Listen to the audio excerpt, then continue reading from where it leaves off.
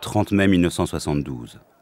Armés de Kalachnikov, 3 terroristes de l'armée rouge japonaise mitraillent la foule de l'aéroport Lod de Tel Aviv, en Israël.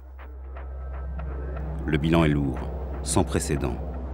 26 morts et une centaine de blessés. La plupart des victimes sont des touristes portoricains. Parmi les 3 victimes israéliennes de l'attentat, Aaron Katsir, un chimiste de renommée internationale.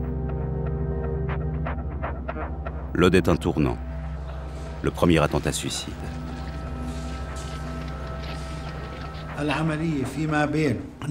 L'opération se déroulait dans l'aéroport, symbole de l'occupation. Peu de gens peuvent distinguer un Israélien d'un Français, d'un Latin ou d'un Européen. Mais ce n'est pas cela qui était visé. Ce qui était visé, c'était le symbole que représente l'aéroport.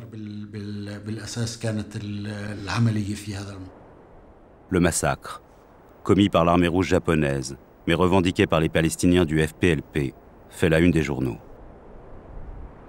Depuis Tripoli, le président libyen Mouammar Kadhafi salue l'opération, tout en accusant les Palestiniens d'usurper le nom de Fedaïn, qui signifie sacrifice.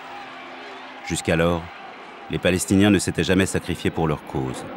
Kadhafi les encourage à suivre l'exemple japonais.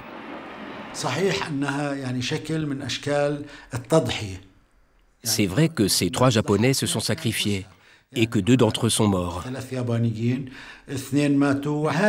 L'idée principale qui sous-tendait tout cela, c'était que pour mettre fin à l'occupation, il y a un prix à payer.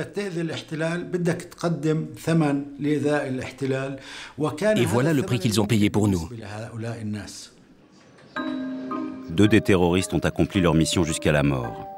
Le 3e, Kozo Okamoto, à court de munitions, réclamera la peine de mort à son procès pour, dit-il, achever sa mission. Il est condamné à la prison à vie, puis libéré en 1985 à l'occasion d'un échange de prisonniers entre Israël et les Palestiniens. Mais comment expliquer que des Japonais aient pu pratiquer un tel attentat et donner leur vie au nom de la cause palestinienne? Pour le comprendre, il faut revenir 2 ans en arrière.